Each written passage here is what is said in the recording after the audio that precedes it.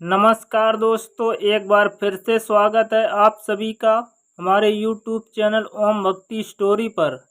दोस्तों, हम आज आपको सुनाएंगे राजा के न्याय की कहानी।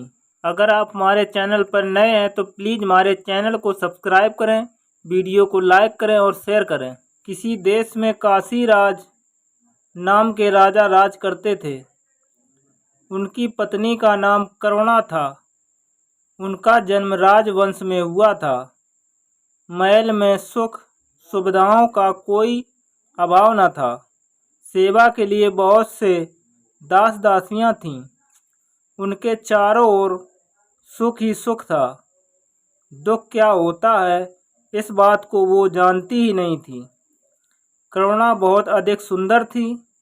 राजा उसे अथाह प्रेम करते थे। उनके मुख से बात निकलने भर की देर थी कि उसके पूरा होने में देर नहीं लगती थी। दिसंबर का महीना था। कड़कड़ाती ठंड पड़ रही थी। एक दिन रानी ने वरुणा नदी में स्नान करने का निश्चय किया। राजा ने आज्ञा दी कि वरुणा की ओर जाने वाले सारे मार्ग रोक दिए जाएं और सभी घाट खाली कर दिए जाएं। आदेश होते ही सभी मार्ग रोक दिए गए।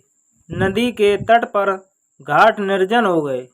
जो लोग घाटों के पास झोपड़ियां बनाकर रह रहे थे वो भी उन्हें छोड़कर चले गए। अब वहां केवल पक्षियों का कलक सुनाई दे रहा था। रानी अपनी सखियों के साथ घाट पर पहुंची।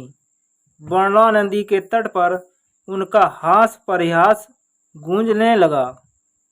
उस समय पूर्व दिशा में सूर्य उग रहा था। रानी ने अपनी सखियों के साथ नदी की झिलमिल करती धारा में स्नान किया। पानी बहुत ठंडा था। ठंडे पानी में स्नान करने के कारण रानी बुरी तरह ठिठुर गई और थरथर कांपने लगी। कांपते कांपते ओंठों से उन्होंने कहा, मैं ठंड में मरी जा रही हूँ। जल्दी आग जलाओ और मेरे प्राण बचाओ। रानी की आज्ञा पाकर सखियां पास के जंगल से लकड़ियां लेने जाने लगीं। रानी ने कहा, इतनी दूर कहाँ जा रही हो? देखो पास ही फूस की झोपड़ियां हैं, इसी में आग लगा दो। किसी तरह इस ठंड से तो छुटकारा मिले। यह सुनकर एक सखी ने कहा, महारानी ऐसा ना करें। यह झोपड़ी ना जाने किस गरीब की होगी। इसमें ना जाने कौन सी यति सन्यासी रहता होगा। झोपड़ी के जलने से वह निराश्रय हो जाएगा। इस ठंड में वह बेचारा कहाँ जाएगा। दासी की बात सुनकर रानी को क्रोध आ गया। वो चिल्लाकर बोली, दूर हो जाओ। फूस की इस पुरानी झोपड़ी की तुम्हें इतनी चिंता है और मेरी कुछ भी नहीं। मेरी आज्ञा का तुरंत पालन करो।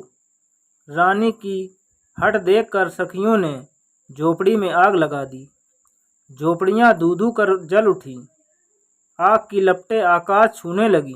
नदी के किनारे खड़े पेड़ों पर बैठे हुए पंछी कोलाहल करते हुए आकाश में उड़ गए।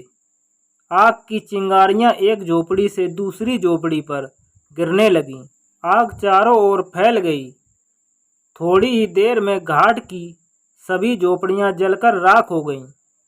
ठंड से कांपती रानी को आग की लपटों की गर्मी बहुत अच्छी लगी। आग ताप कर रानी अपनी सखियों के साथ हास परिहास करती हुई राजमहल लौट आई। अगले दिन काशी राज अपनी राजसभा में न्यायासन पर बैठे ही थे कि जिनकी झोपड़ियां रानी ने जलवा दी थीं वे राज दरबार में आ पहुंचे।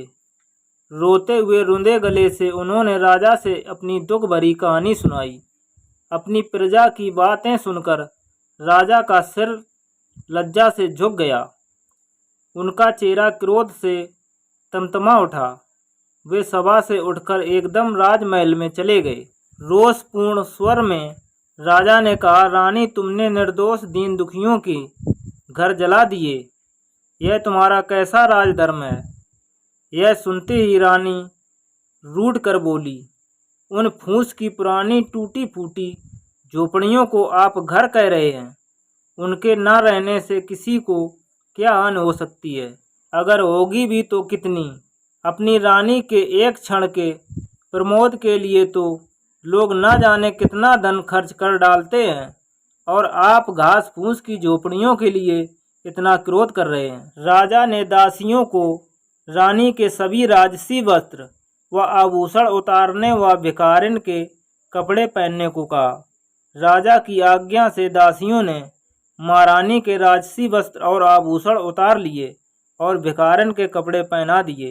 रानी को राजमहल से बाहर ले जाकर राजा ने कहा, जाओ दीन होकर घर घर भीख मांगो।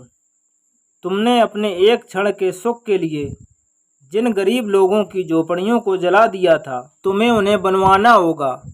मैं तुम्हें 1 वर्ष का समय देता हूँ। 1 वर्ष बाद तुम राजसभा में आना और सबको बताना कि दीन की झोपड़ियों का क्या मूल्य है। रानी 1 वर्ष तक राजमहल से बाहर रही। गर्मी, सर्दी और वर्षा रहते हुए उन्होंने कठिन परिश्रम किया, तब जाकर पूरे 1 वर्ष में वे झोपड़ियाँ बनकर तैयार हुईं। अब रानी को झोपड़ी का वास्तविक मूल्य समझ में आ गया था। राजा उन्हें आदर पूर्वक महल में ले आए। तो दोस्तों, अगर हमारी कहानी पसंद आई हो तो प्लीज़ हमारे चैनल को सब्सक्राइब करें, वीडियो को लाइक करें और शेयर करें, साथ ही बेल आइकन को ज़रूर दबाएं। धन्यवाद।